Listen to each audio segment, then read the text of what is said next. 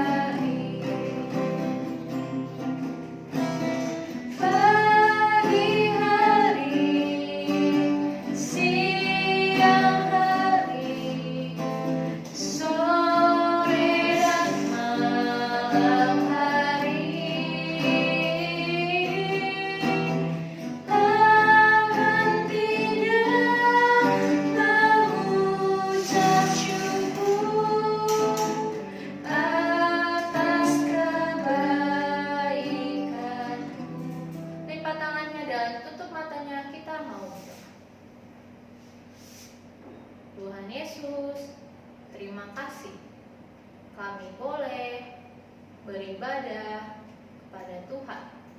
Kami boleh memuji nama Tuhan.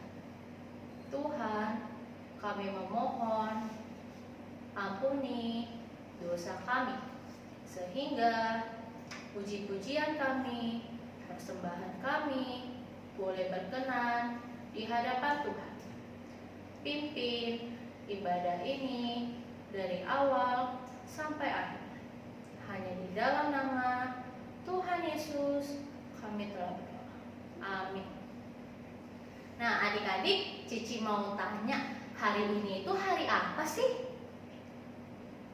Oh iya betul, hari ini hari Minggu, hari yang kita khususkan untuk beribadah kepada Tuhan.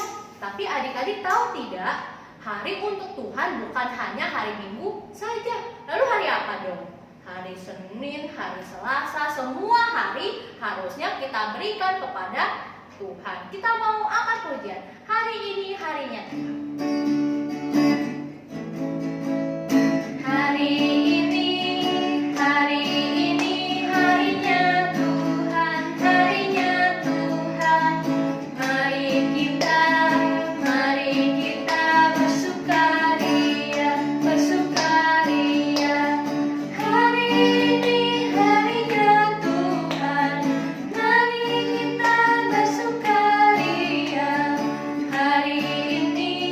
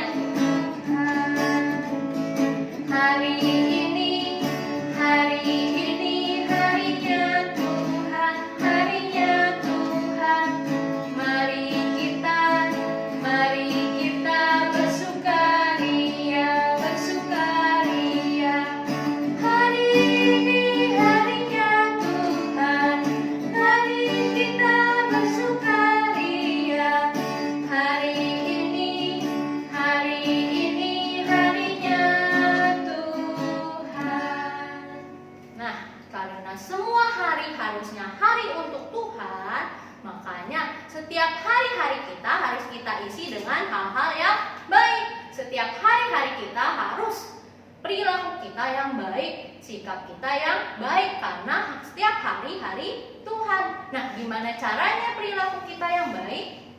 Tahu dari mana perilaku kita harus baik? Dengan membaca Alkitab. Di dalam Alkitab, di kitab Galatia, Paulus ada menulis tentang buah roh. Wah, adik-adik ingat gak apa saja buah roh? Yuk kita nyanyi sama-sama, kasih, sukacita, damai, sejahtera. Kasih, sukacita, damai, sejahtera, kesabaran, kemurahan, kebaikan, kesetiaan, kelemah lembutan, dan penguasaan. Kasih, sukacita. Kasih, sukacita, damai, sejahtera, kesabaran, kemurahan, kebaikan, kesetiaan, kelemah lembutan, dan penguasaan. Inilah buah Roh Kudus mengalir dalam hidupku. Ku mau hidup dipimpin Roh Kudus setiap hari. Kasih, sukacita, damai, sejahtera, kesabaran, kemurahan, kebaikan, kesetiaan, kelemah lembutan, dan penguasaan. Inilah buah Roh Kudus mengalir dalam hidupku. Ku mau hidup dipimpin Roh Kudus setiap hari. Sekarang kita mau memberikan persembahan. Untuk persembahan, adik-adik bisa minta tolong papa mama kalian untuk mengirim persembahan kalian ke sini. Kenapa sih, Ci, kita harus memberikan persembahan? Kan kita ibadahnya di rumah, Ci. Persembahan itu tanda ucapan syukur kita kepada Tuhan. Jadi kita wajib memberikan persembahan. Kalau papa mama kalian nggak bisa transfer, kalian bisa uang persembahannya kalian masukkan ke dalam amplop. Nanti kalau kita sama-sama sudah beribadah di gereja, kalian bawa uang persembahan itu. Kita mau mengangkat pujian sambil kita memberikan persembahan. Thank you for the work so sweet. Thank you for the world so sweet. Thank you for the food we eat, nyam nyam. Thank you for the bird that sing a ling a ling. Thank you God for the world so sweet. Thank you for the world so sweet. Thank you for the food we eat, nyam nyam. Thank you for the bird that sing a ling a ling. Thank you God for everything. Mari kita berdoa.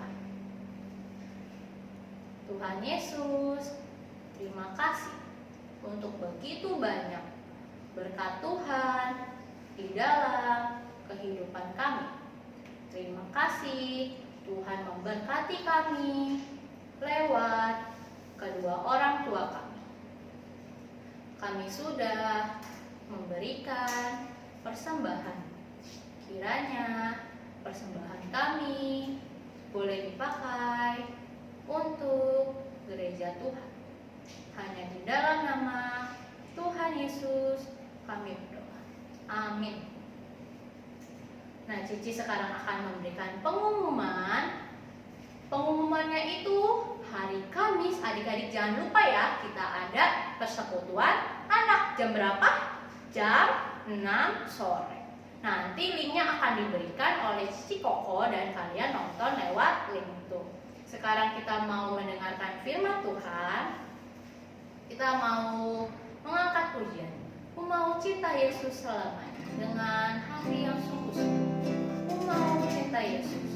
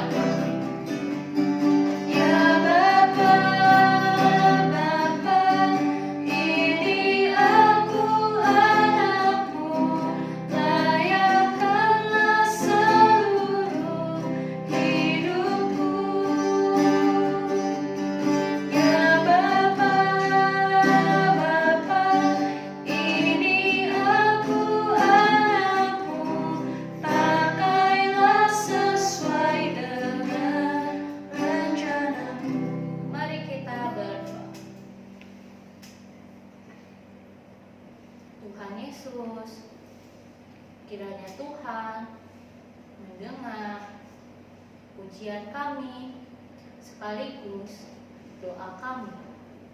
Kami mau terus mencintai Tuhan Yesus. Kami mau Tuhan pakai. Tolong kami lewat firman Tuhan yang diberitakan sehingga kami boleh bertumbuh, boleh menghasilkan buah. Terima kasih ya Tuhan. Hanya di dalam nama Tuhan Yesus kami berdoa. Amin. Selamat siang adik-adik. Bersyukur ya hari ini kita berkumpul kembali mendengar firman Tuhan. Mari kita sikap berdoa, kita akan bersama-sama berdoa. Tuhan Yesus, kami bersyukur hari ini kami boleh datang kembali ya Tuhan beribadah sekolah minggu bersama-sama. Pimpinlah kami ya Tuhan pada hari ini untuk mengerti firman-Mu. Pimpinlah kami juga boleh mendengarkan firman-Mu dengan baik, boleh mengerti firman-Mu dan juga melakukan firman Tuhan. Hanya dalam nama Tuhan Yesus kami berdoa dan mengucap syukur. Amin. Adik-adik, hari ini kita akan membuka kitab kita. Buka di Kejadian 6. Udah buka? Nah, kita hari ini akan bahas tentang kejahatan manusia. Tuhan menghukum manusia, yaitu kita tentang Nuh, ya. Nah, jadi pasti pernah mendengar cerita tentang Nuh. Nuh ini siapa sih? Nuh adalah orang ya, kepala keluarga, seorang papa, seorang suami, seorang taat kepada Tuhan, seorang yang taat kepada Tuhan ya. pada saat kita lihat di pasal 6, Kejadian pasal 6. Ketika manusia itu mulai bertambah banyak jumlahnya di muka bumi, dan bagi mereka lahir anak-anak perempuan, maka anak-anak Allah melihat bahwa anak-anak perempuan manusia itu cantik-cantik, lalu mereka mengambil istri dari antara perempuan itu, siapa saja yang disukai mereka. Ya, kita lanjut di ayatnya yang kelima. Ketika dilihat Tuhan bahwa kejahatan manusia besar di bumi, dan bahwa segala kecenderungan hatinya selalu membuahkan kejahatan semata-mata, maka menyesallah Tuhan bahwa Ia telah menjadikan manusia di bumi, dan hal itu memilukan hatinya. Nah, adik-adik, Tuhan itu melihat manusia semakin hari itu semakin jahat. Terus tertulis bahwa Tuhan menyesal. Mungkin gak sih Tuhan menyesal? Tidak. Ya, Tuhan tidak menyesal dengan apa yang telah Tuhan perbuat. Tuhan menciptakan manusia terus Tuhan menyesal. Tidak, maksudnya menyesal itu menyayangkan. Ya, menyayangkan itu ya, sayang ya, manusia yang Dia ciptakan berbuat kejahatan, melakukan dosa setiap hari. Dia merasa sedih, ya, sayang banget ya, manusia berbuat dosa. Semakin hari manusia semakin berbuat dosa.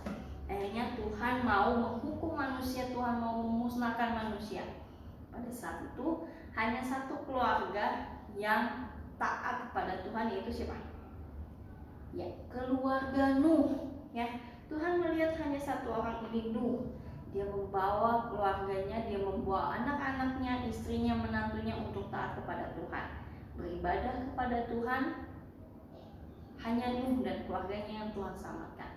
Lalu Tuhan bilang pada Nuh, Tuhan akan memusnahkan manusia dari bumi dengan menurunkan air bah. Ya. Nah, lalu Tuhan menyuruh, apa yang Tuhan perintahkan pada Nuh? Ya, Tuhan menyuruh Nuh, kamu harus membuat sesuatu. Siapa yang bisa jawab sesuatu itu apa? Ya, Cici akan kasih pertanyaan dengan 3 pilihan.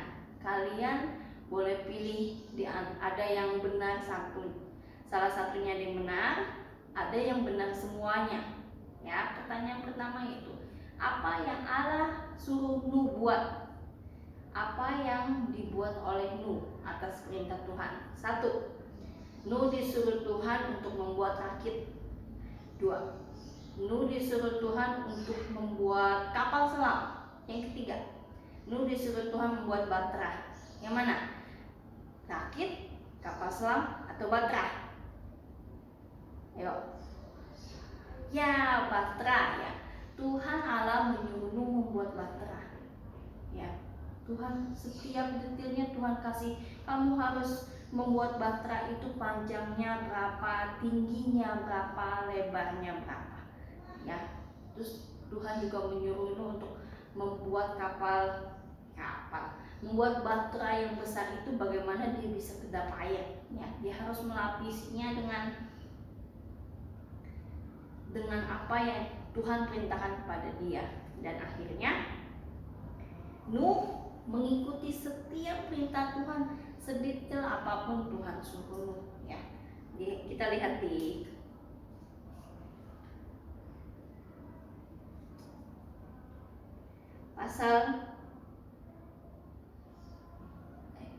Kejadian pasal 6 ayat 14. Buatlah bagimu sebuah bahtera dari kayu gofir. Bahtera itu harus kau buat berpetak-petak dan harus kau tutup dengan pakal dari luar dan dari dalam. Beginilah kau harus membuat bahtera itu: 300 hasta panjangnya, 50 hasta lebarnya, dan 30 hasta tingginya. Buatlah atap pada bahtera itu, dan selesaikanlah bahtera itu sampai sehasta dari atas, dan pasanglah pintu-pintunya pada lambungnya. Buatlah bahtera itu bertingkat bawah, tengah, dan atas. Nuh ingat semua yang Tuhan perintahkan. Kamu harus buat bahtera dengan lebar panjangnya berapa tadi? dengan panjangnya 300 hasta, lebarnya 50 hasta, dan tingginya 30 hasta. Ya, Nuh ingat perkataan Tuhan. Nuh buat sesuai dengan Tuhan perintahkan. Lalu dia buat pintu-pintu di lampunya. Dia buat bata itu berpetak-petak. Kenapa yang berpetak-petak? Tuhan ingin menyuruh Nuh memasukkan setiap binatang itu satu pasang. Ya, sekarang ceritanya. Berapa lama ya Nuh kira-kiranya buat bata itu? Ya, sekarang pertanyaan kedua. Berapa lama Nuh membuat bata itu, membangun bata itu? 1. Berhari-hari. 2. Berbulan-bulan. 3. 120 tahun Nuh membangun bata. Yang mana? Ya, Nuh membangun bata selama 120 tahun. Ya, lama sekali. Nah, dari waktu ke waktu, hari ke hari, pasti orang-orang melihat ngapain ya Nuh sama keluarganya, sama anak-anaknya bangun bata di atas gunung situ. Nuh, ngapain sih kamu bangun bata? Ya, begitu banyak orang yang mengajak dia, ngapain kamu bangun bata di situ? Ngapain kamu capek-capek? Ya, Nuh bilang, kamu harus bertobat. Manusia itu harus bertobat. Tuhan akan menurunkan air bah untuk memusnahkan manusia. Tapi mereka nggak mau dengar. Mau apaan sih? Masa Tuhan Yesus mau musnah? Masa Allah mau memusnahkan manusia? Enggak percaya. Ya, dia tidak percaya dengan manusia tidak mau bertobat. Ya, manusia tetap tidak mau taat pada Tuhan. Akhirnya 120 tahun akhirnya Nuh selesaikan bata itu. Ya. Terus setelah bata itu jadi, Tuhan menyuruh Nuh, masukkan istri kamu, anak kamu, dan juga menantu kamu. Siapa yang tahu anaknya Nuh? Siapa yang namanya? Ada berapa anaknya?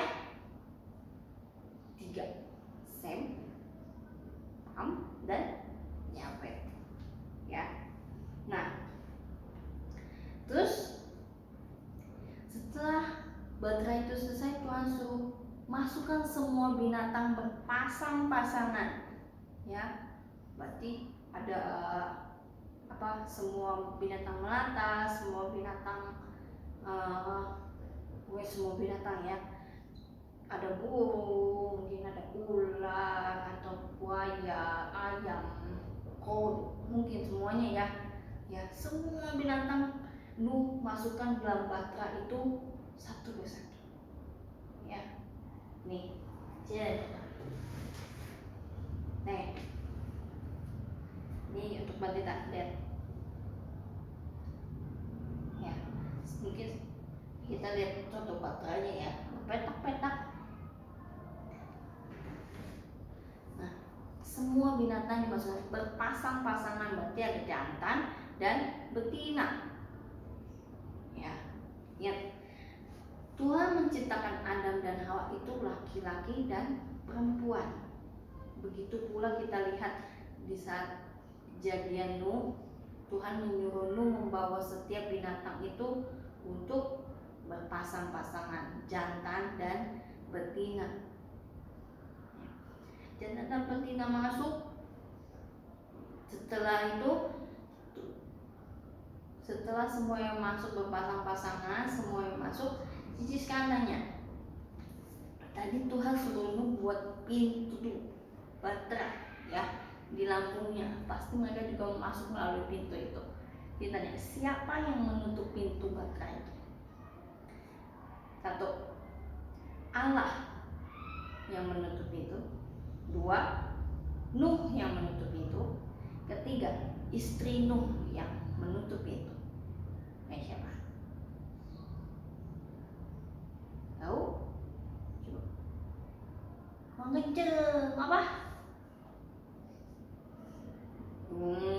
Allah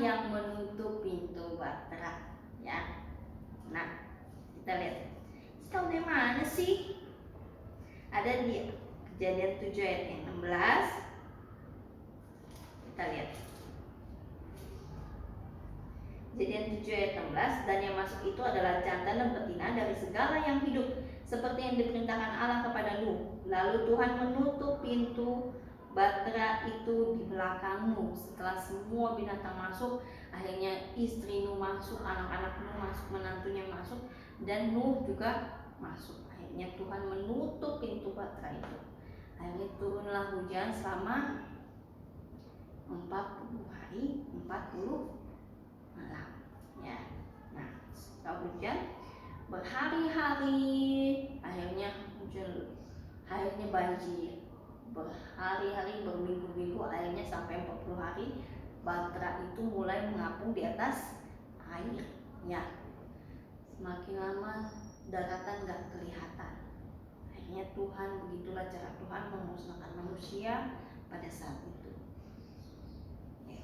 Lalu kita lihat,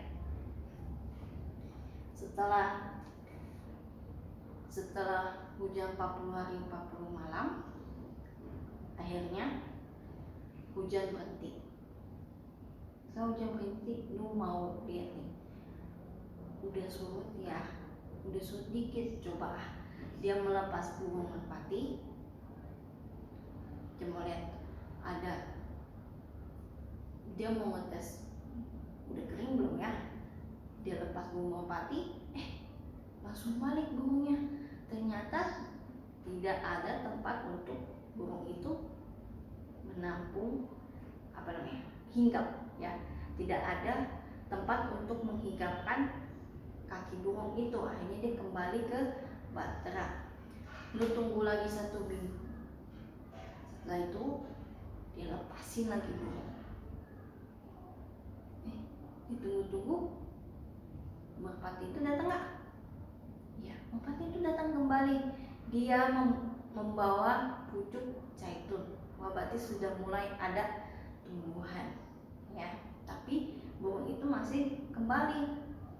Terus dia menunggu lagi 1 minggu lagi, dia lepaskan lagi burung itu. Kembali nggak? Tidak. Burung itu akhirnya tidak kembali lagi. Akhirnya dia tahu bahwa air bahnya sudah surut semua, ya. Nah, sekarang lalu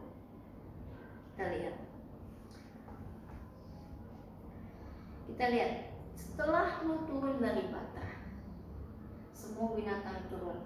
Nuh, anak-anaknya, istrinya, dan menantunya turun. Apa yang hal pertama kali Nuh lakukan setelah dia turun dari bahtera? Ayo, siapa yang tahu? Pertama, Nuh membuat mezbah. 2, Nuh mempersembahkan korban bakaran. 3, Nuh dan keluarganya bersyukur, mengucap syukur pada Allah. Yang mana yang benar?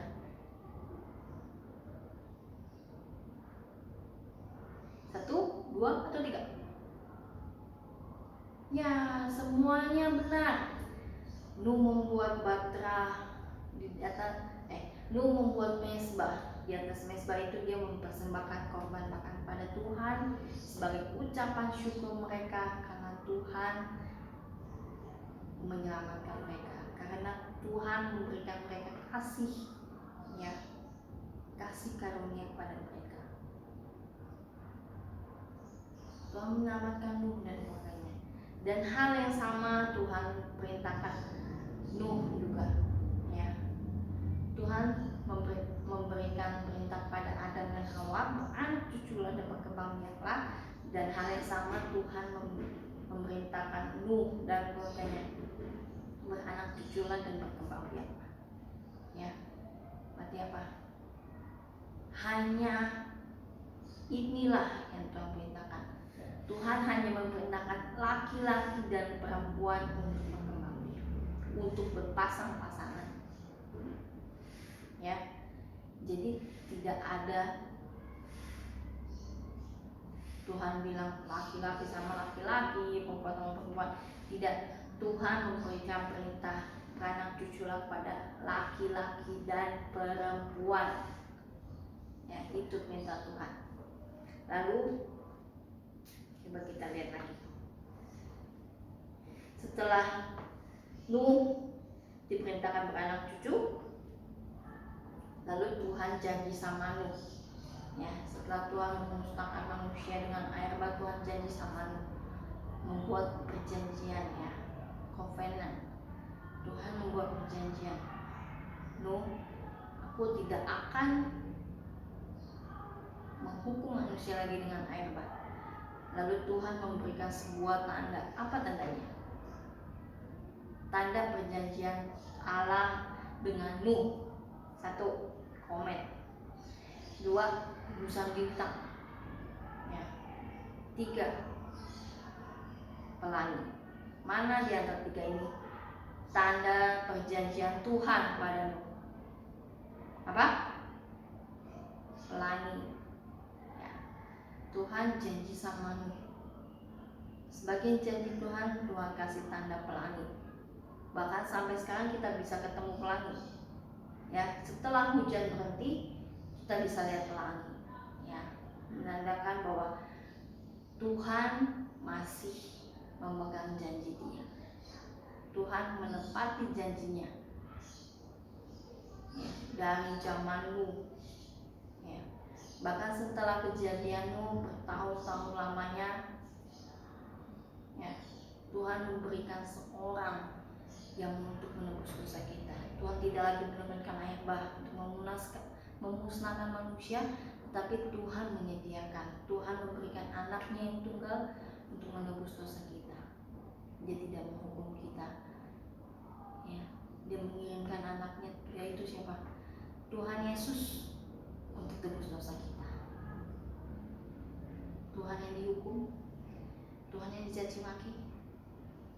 Siapa kita?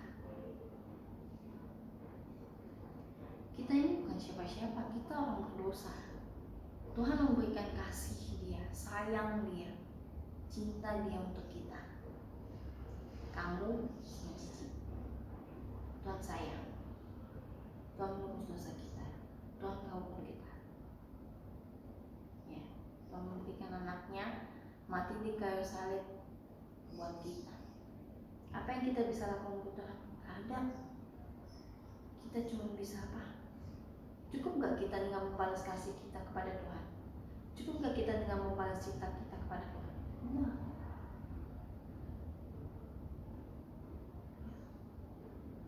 Mungkin Tuhan cuma mau kita untuk setia kepada Tuhan, setia ibadah, mengasihi Tuhan. Tapi itu tidaklah cukup untuk kita membalas kasih Tuhan pada kita.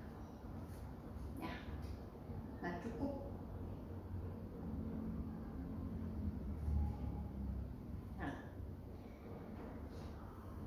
Sekarang Cici mau kasih ayat hafalan. Roma 5 ayat 8. Roma 5 ayat 8. Roma pasal 5 ayat 8. Akan tetapi Allah menunjukkan kasih-Nya kepada kita oleh karena Kristus telah mati untuk kita ketika kita masih berdosa. Mari kita berdoa. Ya Tuhan, kami sungguh bersyukur Tuhan. Tuhan memberikan kami kasih yang begitu besar. Tuhan memberikan kami pengorbanan yang begitu besar ya Tuhan. Siapakah kami ini ya Tuhan? Sehingga Engkau memberikan kami janji yang begitu baik. Janji yang menyelamatkan kami. Pimpin kami selalu ya Tuhan untuk boleh mengerti firman Tuhan. Pimpin kami selalu ya Tuhan untuk boleh setia dalam ibadah kami. Ampunilah segala dosa kesalahan kami. Di saat kami malas, di saat kami lupa akan Tuhan, pimpinlah kami, tarik kami kembali ya Tuhan. Pegang erat tangan kami. Pimpinlah anak-anak-Mu yang mungkin sudah lama tidak ibadah. Kiranya Engkau boleh pimpin mereka untuk ingat lagi pada Tuhan. ingat kembali beribadah kepada Tuhan.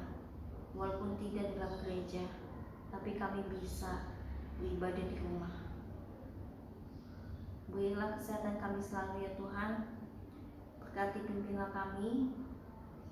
Sembuhkanlah teman-teman kami yang sedang sakit, yang mungkin sudah lama kami tidak mendengar kabarnya. Kiranya Tuhan boleh memimpin mereka untuk setia dalam ibadah. Terima kasih ya Tuhan, hanya dalam nama Tuhan Yesus kami berdoa dan mengucap syukur. Amin. Adik-adik jangan lupa ya, ayat hafalannya Roma 5 ayat 8. Roma 5 ayat 8. Sampai ketemu lagi.